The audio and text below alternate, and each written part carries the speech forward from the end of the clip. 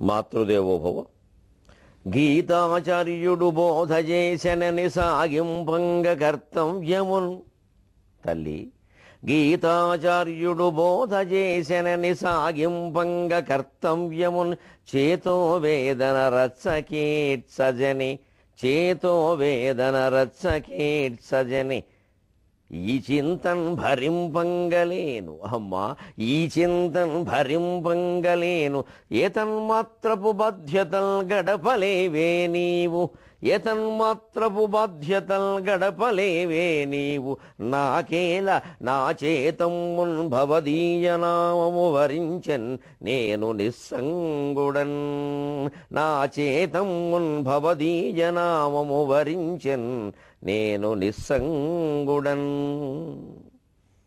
ABN Andhra Jyothi ప్రేక్షక మహాశయులందరికీ నవజీవన వేదం అనే కార్యక్రమంలో 325 భాగానికి స్వాగతం పలుకుతున్నాం. గీతాచార్యుడు బోధ చేసెనని సాగింపంగ కర్తవ్యమున్. ఎట్టి పరిస్థితుల్లోనూ చిట్ట చివరి వరకు నీ బాధ్యతలు వదిలిపెట్టద్దయ్యా. కర్మఫలాపేక్ష లేకుండా ఆ బాధ్యతలు చేయవలసిందే. ఎటువంటి పక్షపాతానికి లోను కావద్దు. ఒక చిన్న కీటకం దగ్గర నుంచి బ్రహ్మదేవుని వరకు ఎవరెవరికి ఏ బాధ్యతలో నిర్ణయింపబడి ఉన్నాయి, అలా నీ బాధ్యత నువ్వు చేయాల్సిందే అని భగవద్గీతలో చెప్పాడు. కానీ అలా చేస్తూ వెడుతూ ఉంటే చేతో వేదన రచ్చకీర్చజని, ఎందుకు ఆయన చెప్పినట్టుగా ఆ అసంగ యోగాన్ని పాటించలేకపోవడం వల్ల, మళ్ళీ ఏదో ఆశించడమో ఏదో కావడం వల్ల, ఆశించింది దొరక్క నిరాశకు లోను కావడం వల్ల మనస్సులో వేదన కలుగుతూనే ఉంది. మన కర్తవ్యమే మనం చేద్దాం, మన కర్తవ్యమే మనం చేద్దాం అంటే ఆ కర్తవ్యాన్ని కూడా చేయలేని పరిస్థితులు ఉంటాయి, చేయలేని పరిస్థితులు ఉంటాయి. అందుకని అటువంటి ఆందోళనో బాధో భయమో ఏదన్నా కలిగినప్పుడు ఈ మాటే వస్తుంది, ఈ మాటే రావాలి. అప్పుడు తొలగిపోతుంది. ఎందుకంటే ఆయనకి చెప్పేశాం, దరఖాస్తు ఆయనకి పెట్టేశాం, ఇక ఆయన చూసుకుంటాడు ఆ వ్యవహారం. ఓ పెద్ద ఆయనకు ఓ దరఖాస్తు పెట్టామంటే ఇక మనం చూడక్కర్లేదు, ఆయన చూస్తాడు. కాగితం ఇచ్చిపోయి ఆయన చూస్తానంటాడు. అవుతుంది. మామూలు నాయకులు చేస్తారో చేరో కానీ జగన్నాయక స్వామి చేసి తీరుతాడు. అందుకని ఏతన్మాత్రపు బాధ్యతలు గడపలేవే నీవు. ఏమి నాకున్న బాధ్యతలు ఏమిటాయి, ఊరికే నేను చేయలేదు అంటావు. ఏమిటి చేయాలి? ఉన్న బాధ్యతలు ఏమిటి? నాకేమన్నా నీకు మళ్ళీ 16,000 సంవత్సరాలు ఉన్నాయి, ఇక్కడ 1 సంవత్సరం. ఈ బాధ్యత ఏమి నడవదా, లేకపోతే ఆగిపోతుందా? పోనీ సామాజికమైన బాధ్యతలు, ఉద్యోగం ఉందామన్నా 60 ఏళ్ళు దాటాక ఉండనివ్వరు. వ్యాపారాలు ఒక వయసు వచ్చాక చెయ్యం, ఎవరికో అప్పగిస్తాం. ఏదైనా అంతే. ఈ మాత్రం బాధ్యతలు ఇప్పుడు నేను మానేస్తే వచ్చే నష్టం ఉందా?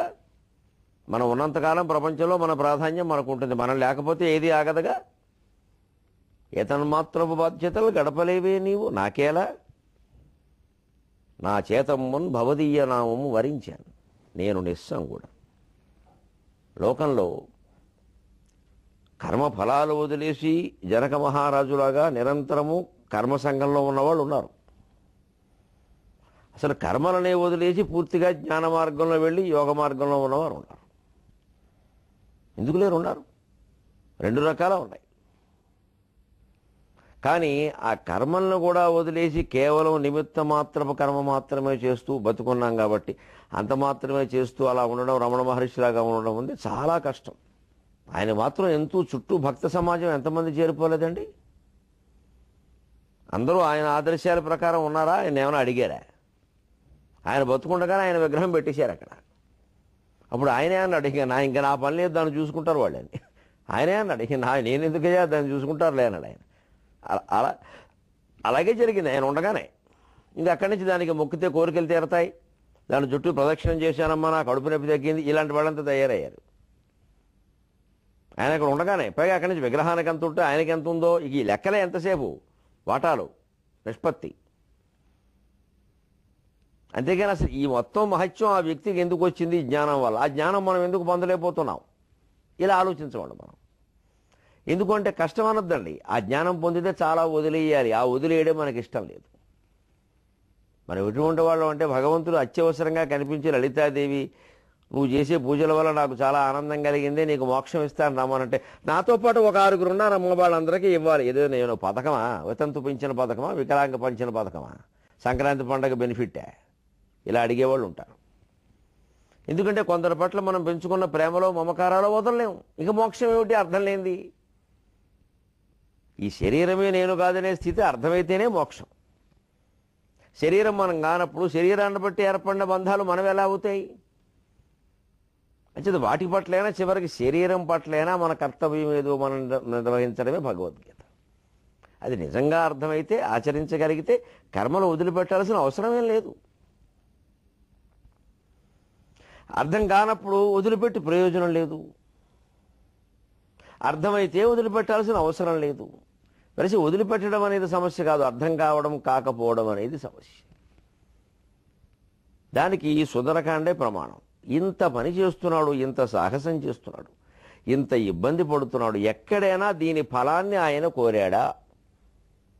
నేను పార్టీలో ఇంతకాలంగా ఇంత కష్టపడ్డాను, నాకు టికెట్ ఎందుకు ఇవ్వరు, ఇంకోటికి ఎందుకు ఇచ్చారు, పార్టీలో అసలైన కార్యకర్తల గుర్తింపు లేదు, మేము ఎంతో కాలంగా కళాకారులుగా ఉన్నాం, మా గుర్తింపు లేదు, ఎవరికో ఇచ్చారు, అసలు ఉద్యమం చేసింది ఎవరు, మేమెవరు, ఇవన్నీ ఎందుకు వస్తాయండి? ఈ కళల ద్వారానో ఉద్యమం ద్వారానో చేసిన పని ద్వారానో ఏదో ఆశించాం, ఆ ఆశించింది రాలేదు. సహజంగా ఆశించడం అనేది ఉన్నప్పుడు ఆశించే దాంట్లో పోటీలు ఉంటాయి. అందులో ఎవరికి ఆధిపత్యం ఉంటుందో వారు అవన్నీ పనిచేస్తారు. ఇక అక్కడి నుంచి అసలు ఎవరు నకిలీ ఎవరు అని చర్చ మొదలవుతుంది. ఇది ఈ జన్మకి తేలే వ్యవహారం కాదు. అందుకే లోపం అంతా ఆశించడంలోనే ఉంది.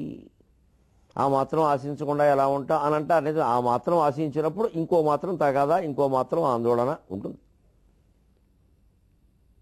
తినాలని ముంజికాయలు తిన్న తర్వాత కడుపు నొప్పి రాకుండా ఉండదు. మరి దానికి తోడు తగిలింది ఏదో మామిడికే బద్ద ఉంటుంది, అది తినాలి. తాటి ముంజలు తిన్నామంటే వేసవకాలంలో ఒక ఆవకాయ బద్ద తినాలి కడిగేసుకుని, లేకపోతే కడుపు నొప్పి వస్తుంది. కొద్దిగానే తిను ఆవకాయ బద్ద కూడా అంతే, ఎంత ఆశిస్తే అంతే. ఈ తత్వం అర్థం కావాలంటే హనుమంతుడిలాగా ఆ నిస్సంగ యోగాన్ని అలవాటు చేసుకోవాలి. చెయ్యడం ఎంత ఆవేశపడని, ఎంత ఆవేదన చెందని, ఎంత ఆందోళన చెందని, ఎంత ఆత్రపడని, ఎంత ఆనందించని, అదంతా అభినయమే. నాటకం అనేది తప్పుడు మాట అనుకోకూడదు. మనం చెయ్యాలి కాబట్టి చేస్తున్నాం అంతే. లోపల ఏమీ ఉండకూడదు. ఆ మాట అలా ఆగిపోయింది, ఆ పని అలా అయిపోయింది అంటే వెంటనే నమ శివాజ నమ శివాజ నమ శివాజ అంతే అయిపోయింది. ఇక అది మళ్ళీ అయిందా లేదా, అవుతుందా లేదా, ఎంతమంది ఏం చేస్తున్నారు మనకు అనవసరమైన విషయం. అలా ఆశిస్తున్నాము అంటే ఇదివరకు ఏదో రాని జరగందేదో మన వల్ల జరగాలని ఆశిస్తున్నామంటే ఆ జరిగిన దాని ఫలితం మనకు దక్కాలని ఆశిస్తూ చేస్తున్నాం అనమాట. అంతేగాని లోకం బాగుపడాలని కాదు, లేదు మనం బాగుపడాలనే కాదు. ఏదో భేషజం అంటారు, ఆ భేషజం కోసం చేస్తున్నాం. అలాంటివి చేయకుండా ఉంటేనే పని సక్రమంగా జరుగుతుంది. సక్రమంగా జరిగిన ఆటంకాలు వస్తాయి.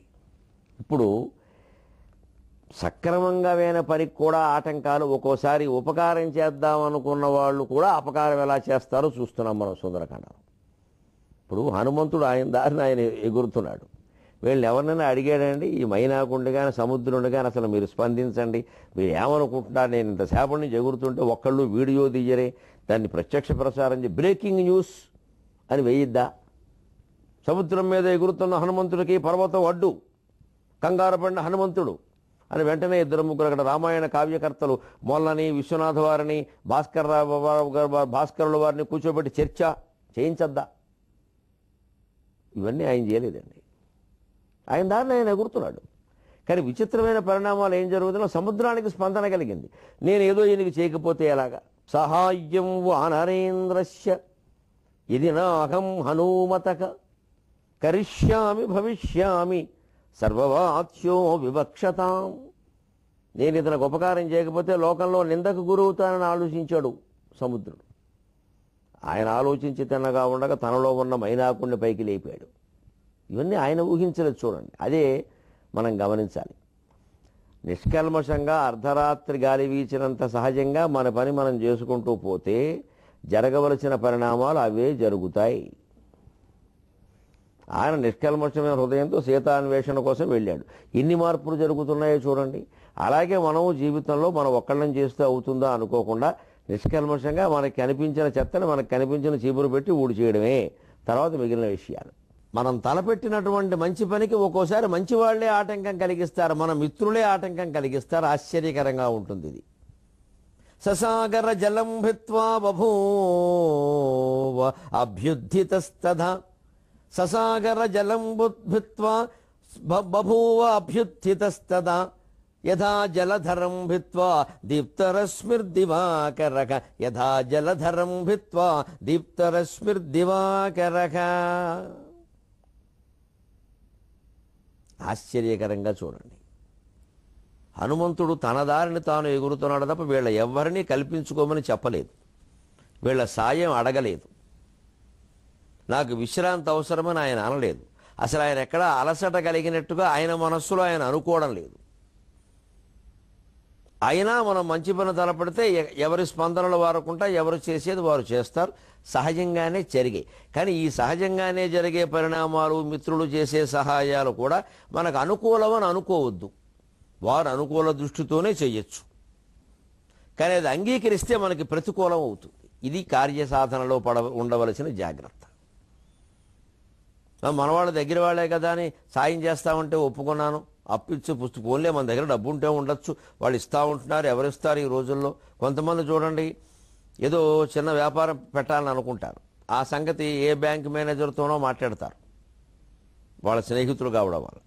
ఏంటండి పెద్ద స్కేల్లో పెట్టాలి, పెడితే ఏంటిది, మేము ఉన్నాం కదా మీకెందుకు, మేము అప్పిస్తాం పెట్టండి. ఆ బ్యాంక్ మేనేజర్ అంటాడు, ఈయన ఏదో ఒక 5-6 లక్షలు పెట్టి 10 లక్షలు పెట్టి పెడతాడు. తీసుకోండి సార్, మేము ఇస్తాం, మేము ఉన్నాం కదా మీకెందుకు, తీసుకోండి, బోడు మందికి ఇస్తున్నాం సార్, మీకు ఇవ్వడానికేంటి వింటారు. ఇవ్వడాల్లో వాళ్ళ అవసరాలు వాళ్ళకునే, వాళ్ళ స్నేహం కొద్దీ అనొచ్చు, మంచి విషయమే కావచ్చు, మంచితనం కొద్దీ అనొచ్చు. 10 లక్షలు పెడతామన్న ఆయన 70-80 లక్షలు అప్పు చేసి మొత్తం పెద్ద చూడు పెడతారు, ₹1,00,00,000. తర్వాత ఏదో వాయిదాలు కట్టడం 10,000 కదా 20,000 కదా అని కడుతూ ఉంటాడు. పైగా ఇచ్చిన డబ్బుల నుంచి కడుతూ ఉంటాడు. ఆశ్చర్యకరంగా ఈ వాయిదాలు. న్యాయంగా అప్పు తీసుకున్నాము అంటే దాని మీద పెట్టుబడి పెట్టి వచ్చే లాభం నుంచి వాయిదా కట్టాలి, వాయిదా కట్టగా మనకు కొంత మిగలాలి. కానీ చిత్రం ఏమిటంటే చాలామంది చేసే వ్యాపారాలు ఈ అప్పు ఇచ్చిన దాంట్లో నుంచి వడ్డీలు కడుతూ ఉంటారు, మళ్ళీ మొత్తం అప్పు కట్టడమో వడ్డీ కట్టడమో కావాల్సి మళ్ళీ అప్పు చేస్తారు. ఎప్పుడు వడ్డీలు అప్పుడు ఇచ్చేస్తూ ఉంటే ఈ అమాయకులు వీళ్ళు ఏమనుకుంటారు, చాలా పక్కాగా ఇచ్చాడు, ₹5 వడ్డీ ఎవరు ఇస్తారండి, పక్కాగా ఇచ్చాడండి అని చెప్పి ఇంకా ఈయన 10 మందికి చెబుతాడు చుట్టాలకి, వీళ్ళందరూ పట్టుకెళ్ళి వాడికి ఇస్తారు. వీడు ఏం చేస్తున్నాడంటే ఈ వ్యాపారి వీళ్ళు ఒకరికొకరికి తెలియకుండా ఒకళ్ళ దగ్గర తీసుకున్న డబ్బుని ఇంకోళ్ళకి వడ్డీకే కడుతున్నాడు, ఒకళ్ళ దగ్గర తీసుకున్న దాన్ని ఇంకోళ్ళకి డబ్బు వడ్డీకే కడుతున్నాడు. మొత్తం అందరికీ అసలు ఇవ్వాల్సిన పరిస్థితి వస్తే శ్రీమద్ రమణ గోవిందో హరి అంతే. ఏబిఎన్ ఆంధ్రజ్యోతిలో బ్రేకింగ్ న్యూసే, చిట్ ఫండ్ కంపెనీ మూసివేత, ప్రజల ఆందోళన, ఎంక్వైరీ కమిషన్. ఇది పరిస్థితి. నిజంగా ఒక వ్యాపారం కోసం మనం పెట్టుబడి పెట్టి అప్పు కూడా చేసినప్పుడు అప్పుని పెట్టుబడిగా ఉపయోగించి దానివల్ల లాభాలు వచ్చే వరకు యజమాని ఆ నష్టాన్ని కొంత సర్దుకుంటూ లాభాలు వచ్చాక ఈ వాయిదాలు అప్పులు లాభాల్లోంచి కట్టాలి. అసల్లోంచి కట్టడం ఏమిటి, అంతే చూసుకుందాం, వడ్డీలు కట్టేద్దాం, అసలు ఇవ్వాల్సి వస్తుంది.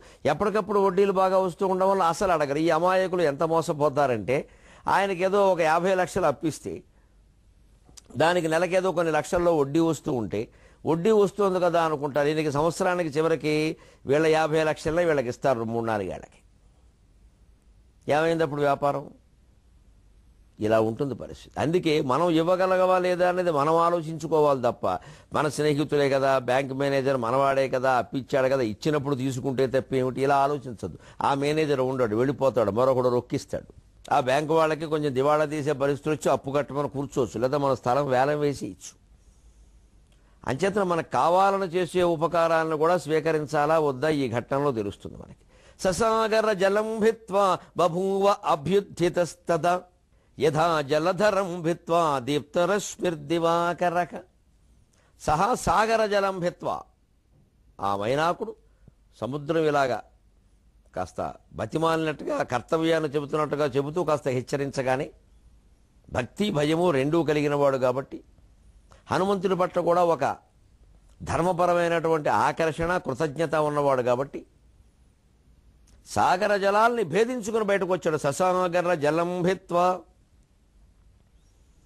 అభ్యుత్థితస్తదా ఒక్కసారిగా ఇలా పైకి లేచింది పర్వతం. ఇంకా హనుమంతుడి దగ్గరికి ఇలా బాగా వెళ్ళలేదు. వెడితే ఆయనకి అడ్డం వచ్చింది. అడ్డం వస్తే ఏం చేస్తాడో చూస్తాం. అది ఎలా ఉందిట? సముద్రాన్ని చీల్చుకుని ఇలా కొండ శిఖరాలతో బయటికి వచ్చినటువంటి పర్వతం ఎలా ఉందిట?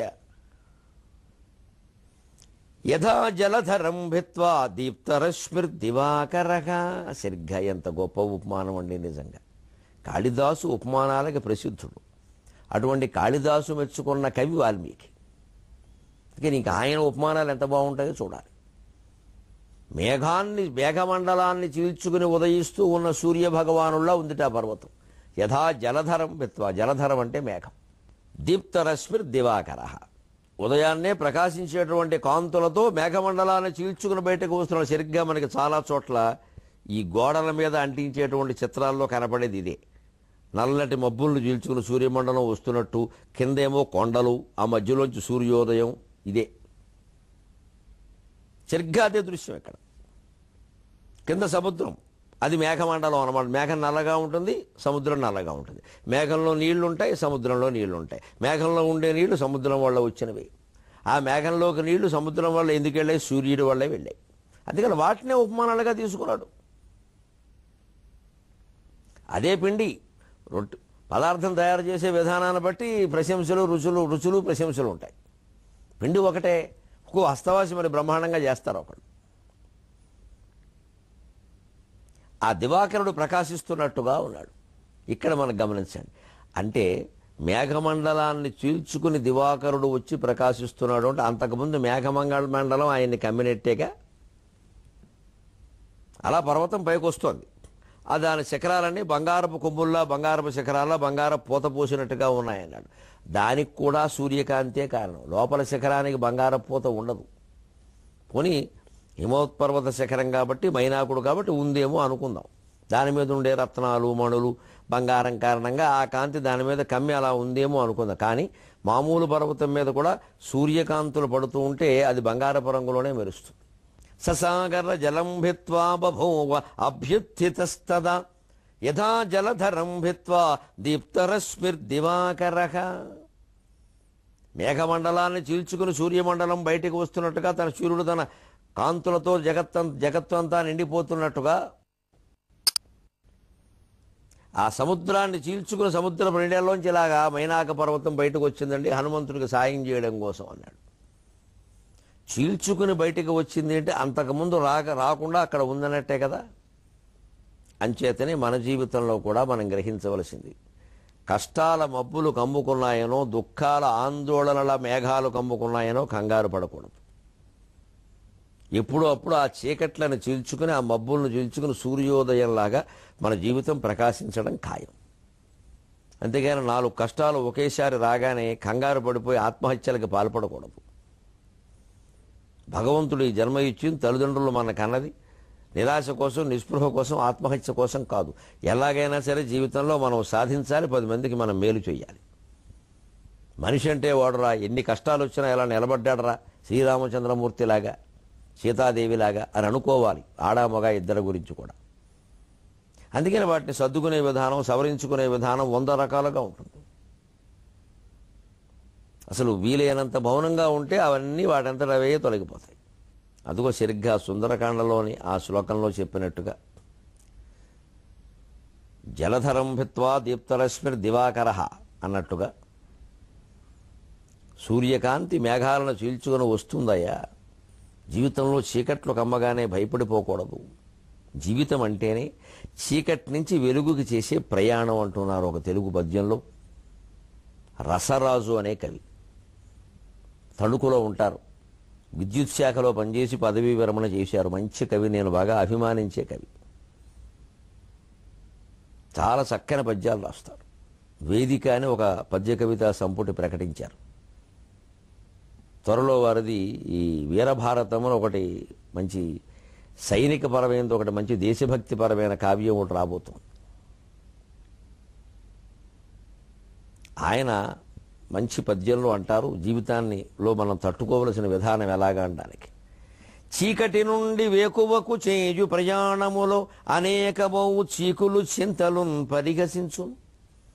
చీకటి నుండి వేకువకు చేయు ప్రయాణములో అనేకమౌ చీకులు చింతలున్ పరిహసించున్.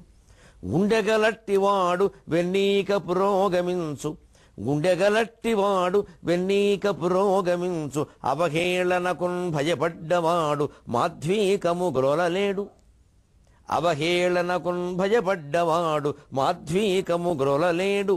ఇది వేదిక, ఇది వేదిక ఎవని ప్రజ్ఞవానిదే, ఇది వేదిక ఎవని ప్రజ్ఞవానిదే. యువతరంలో మహిళల్లో ఎవరైనా నిరాశ నిస్పృహలకి గురై ఉంటే ఈ పద్యం రోజు ఓసారి చదువుకోండమ్మా. అంత గొప్ప పద్యం రాసి ఇచ్చాడు మనకి రసరాజు గారు. మన ఎదురుగా ఉన్న కవుల్లో మహాకవులు ఉన్నారు, మనతో కలిసి జీవిస్తున్న వాళ్ళలో మహానుభావులు ఉన్నారు, మనం గుర్తించాలి. వాళ్ళు ఏదో మనకి మామూలుగా రోడ్డు మీద పెడుతుంటే ప్రయాణం చేస్తుంటే కనిపించారు కదా అని చెప్పేసి ఏదో మనతో టీ తాగుతున్నారు కదా అని సామాన్యులకు అంత అంచనా వేయద్దు. ముఖ్యంగా కవి పండితులని, శాస్త్రజ్ఞులని, సైంటిస్టులు ఉంటారండి, పిచ్చిగడ్డాలు వేసుకుని ఉంటారు, ఏమిటో పాపం పిచ్చాళ్ళలాగా. ఎంత పరిశోధన చేస్తారండి? ఈ ఇదివరకు అంటించిన ఆకులే మళ్ళీ అంటించి, అంటించిన పువ్వులే మళ్ళీ అంటించి దొంగ ప్రయోగాలు చేసి మార్కులు వేసుకునే వాళ్ళకి ఏమర్థం అవుతాయింది? ఎంత సైన్స్ చదువుకుంటే మాత్రం వాళ్ళ గొప్పతనం. మార్కులు తెచ్చుకునే వాళ్ళకి అర్థం కావు. ఆర్నెస్లు కష్టపడి చదివిన వాళ్ళకి అర్థమవుతాయి. జ్ఞాన సముపార్జన కోసం చదవాలి, మార్కుల కోసం చదవడం ఏమిటండి? కర్మ. జీవితం చీకటి నుండి వేకువకు చేయు ప్రయాణం అంటే రాత్రంతా మనం ప్రయాణం చేస్తున్నామని నిద్రపోతున్నాం అనుకుంటున్నాం. పొరపాటు. ఇది రసరాజు గారి భావన.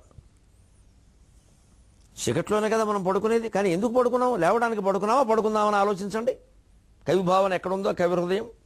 పడుకోవడం ఎందుకు పడుకున్నాం? విశ్రాంతి కోసం అంటాం. మంచిదే. భగవంతుడు కనిపించి, ఎవరై నీకు శాశ్వత విశ్రాంతి ఇస్తున్నాను రా, ఇంక నువ్వు లేవద్దంటే ఎంత వద్దు బాబు, వద్దు, నేను పడుకోను అంటాడు. అదిటిది, పడుకుంటే లేవాలి. మళ్ళీ ఇంక శాశ్వతంగా పడుకుంటానంటే ఎలాగా? కాళిదాసు రఘువంశంలో రామాయణ కథను చెబుతూ చిత్రమైన మాట అంటాడు చమత్కారంగా. 13వ సర్గలో రామరావణ యుద్ధం జరిగిందిట. ఆ యుద్ధంలోనూ కుంభకర్ణుడిని రాముడు వధించాట. వధించినప్పుడు ఆ బాణం వేస్తూ ఓ మాట అన్నాడు, దీర్ఘనిద్రాం ప్రవేశిత కవరే, మీ అన్నగారు నిన్ను 6 నెలలకోసారి లేపాలి కదా, మధ్యలో లేపేశాడరా యుద్ధం కోసం, పోన్లే బాధపడకు, ఇక నేను మళ్ళీ ఎవడూ లేపకుండా, లేపే అవసరం కూడా రాకుండా, లేపినా ఉపయోగం లేకుండా ఒక్క బాణం వేస్తున్నా, నీకు శాశ్వతంగా పడుకునే అవకాశం ఇస్తున్నాను వేసేట. అంతే, వాడు పడుకున్నాడు, మళ్ళీ లేవలేదుట. దీర్ఘనిద్రాం ప్రవేశిత అని అంటాడు పరమ చమత్కారంగా రాముడు కుంభకర్ణుడు చంపిన విధానం. అలాగా నిజంగా మనం పడుకున్నాం కదండి, విశ్రాంతి కోసం అన్నాం కదా. మనకి విశ్రాంతి ఎక్కువసేపు ఇస్తాం, శాశ్వతంగా ఇస్తాం అని అంటే మనం ఊరుకుంటామా? అసలు మనం పడుకుంటామా? నిద్రలో కనుక పోయే అవకాశం ఉంది అని డాక్టర్ చెబితే మనం నిద్రపోతామా? నేను పత్రికల్లో చదివాను ఆ మధ్య, ఏడాది క్రితం ఒక పిల్ల ఎవరో విదేశాల్లో పుట్టిందండి ఆ అమ్మాయి, చిన్నపిల్ల. నిద్రపోతే చనిపోతుందని చెప్పారు డాక్టర్లు. తల్లిదండ్రులు చచ్చిపోతారండి ఆ పిల్ల నిద్రపోకుండా ఉండడానికి. ఆ ప్రేమ ఎలా ఉంటుందో చూడండి వీళ్ళ దుంపదేక. అసలు నిద్రపోకుండా ఆ అమ్మాయిని జీవితాంతం కాపాడడం సాధ్యం. కాపాడుతున్నారు వాళ్ళు. నిద్రపోతే చనిపోతుందని చెప్పారు. మరి అదే వ్యాధం చూస్తూనే ఉన్నట్టు. అలాగే మనం ఎందుకు పడుకున్నామంటే మళ్ళీ లేవాలి కాబట్టి. అంటే ప్రయాణం, జీవితం ఎటువంటిది? చీకటి నుండి వేకువకు చేయు ప్రయాణములు, అప్పుడు అనేకము చీకులు చింతలున్ పరిహసించునుగా అని.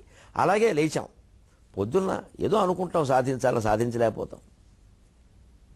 పొద్దున్న లేవగానే ఎదురొచ్చిన వాళ్ళని చూసి కూడా దుఃఖపడేవాళ్ళు ఉన్నారు. ఎవడారు ఎంతకంటే మూర్ఖత్వం? వాళ్ళని బట్టి మన పనులు ఉంటాయా? పొద్దున్న వీడోడు వచ్చాడు, వస్తే ఏమైంది? వారెవరు? కుక్కలు వస్తాయి, నక్కలు వస్తాయి, మనుషులు వస్తారు, మామిడి చెట్లు వస్తాయి, ఏమైంది? దాన్ని అంత పట్టించుకునే పని ఏమిటి అసలు? దానికే నీరసపడిపోయేవాడు జీవితంలో ఏమి సాధిస్తాడండి? వేదం పుట్టిన దేశంలో ఇలా ఆలోచిస్తారేమిటండి మనుషులు? నిర్వేదం ఎలా పుడుతుందండి? వేదం పుట్టిన దేశంలో నిర్వేదం పుట్టడానికి వీల్లేదే. కానీ మన మనుషులకు నిర్వేదమే ఎక్కువ. పైగా వేదం చదువుకున్నామని చెబుతారు. నిర్వేదం ఉంటే వేదం ఎందుకండి? వేదం ఉన్న చోట నిర్వేదం ఉండదే. ఎందుకంటే ఈ పిచ్చి నమ్మకాలన్నీ పెంచుకున్నాం మనం. శకునాలు, బల్లిపాట్లు, కుక్క తోకలు, ఇవి ఎంతసేపు కొబ్బరికాయ ఎలా పగిలింది, ఇదే గొడవ. అందుకని గుండె కలట్టి వాడు వెన్నీక పురోగమించు. అనేక చింతలు, అనేక రకాల పరిహాసాలు వస్తాయి. గుండె ధైర్యం ఉన్నవాడా అనుకుంటాలే అని ముందుకు వెళ్ళిపోతాడు. ఏదైనా ఎదురురాని నాకు అనవసరం అని వీళ్ళు బయలుదేరతాడు. ఎందుకంటే ఎదురు రావడం అనేది ఎప్పుడు మన పనికి దానికి సంబంధం లేదు. ఒకవేళ పోనీ మనకేదో పూర్వం ఉన్న నమ్మకం ప్రకారం మనకు ఎదురయ్యే కర్మఫలాలు అలా ఎదురవుతాయి రాబోయేవి అని శాస్త్రం చెప్పిన ఇవి నువ్వైతే ఏం చేయలేవుగా, కర్మఫలం కదా, ఆగడం ఎందుకు, నువ్వు ఆగితే అది మానేస్తుందా? రైలు వస్తుంది, నేను ప్రకటన ఇస్తానండి, ప్రకటన చేయడం మానేస్తే రైలు రాదా? ప్రకటన ఆపేస్తే రైలు ఆగిపోతుందా? మనకి శకునాన్ని గురించి ఎందుకు ఆలోచించాలి అసలు? మనం పిచ్చితనం కాప, పిచ్చితనం అది. దుస్వప్నాలు అంతే, నిజమే, దుస్వప్నం రాబోయే ఫలితాలని తెలియజేస్తున్న కొంతమంది నిజమే, ఒప్పుకుందాం, సంతోషంగా ఒప్పుకుందాం. హనుమంతుని స్మరించుకుంటే ఆ దుస్వప్నం కూడా ఉండదు. కానీ ఆ దుస్వప్నం నిజంగా సూచన అయినప్పుడు అది రాకుండా ఉంటే ఆ పని ఆగిపోతుందా? రాదే, ఎలాగో వస్తుంది. అటువంటిప్పుడు దుస్వప్నం రూపంలో వచ్చేస్తే కొంత అనుభవించేస్తే మన ధర్మశాస్త్రం ప్రకారమే అనుభవించిన దాన్ని మళ్ళీ అనుభవించవలసిన అవసరం లేదు. కాబట్టి భగవంతుడు ఆ జరగబోయే కీడును దుస్వప్నం రూపంలో రప్పించి మనని కాపాడాడేమో. ఇలా తీసుకోవచ్చు కదా జీవితాన్ని, దానికంత భయపడిపోవడం ఎందుకండి? దుస్వప్నం వస్తుందేమో అని పడుకోవడం మానేస్తావా? చీకటి నుండి వేకువకు చేయు ప్రయాణములో అనేకమో చీకులు చింతలను పరిహసించును, గుండె గలట్టివాడు వెన్నీక పురోగమించు. వెన్ను చూపించడు, పరిగెడతాడు, ముందుకెడతాడు. అవహేళనకుని భయపడ్డవాడు మాధ్వీకము గ్రోలలేడు. వాళ్ళన్నారు, వీళ్ళన్నారు, వ్యతిరేకిస్తారు, దేన్నైనా ముందు వెక్కిరిస్తారు, తర్వాత వ్యతిరేకిస్తారు, ఖచ్చితంగా మూడో దశలో అనుసరిస్తారు. మిత్రమా, నీ మార్గాలను వదిలిపెట్టద్దు. అది ధర్మమా కాదా అని మనమే బస్సార్లు ఆలోచించుకోవాలి. కానీ వీళ్ళందరి సలహాలు మనకు అవసరం లేదు. 100 మంది 100 రకాలు అంటూనే ఉంటారు. ఇది వేదిక, ఎవరి ప్రజ్ఞ వానిది. ఈ భూమండలం అంతా ఒక వేదిక, ఎవరి ప్రజ్ఞ వానిది. మన ప్రజ్ఞను ప్రదర్శించడానికే భగవంతుడు మనకి ఈ వేదిక మీద అవకాశం ఇచ్చాడు. ఆయన ఏ ప్రజ్ఞ ప్రదర్శించడానికి ఈ శరీరం మనకి ఇచ్చాడో దాన్ని ప్రదర్శించే తీరుతాం. అది కూడా తెలుగులోనే ప్రదర్శిస్తాం. సెలవు.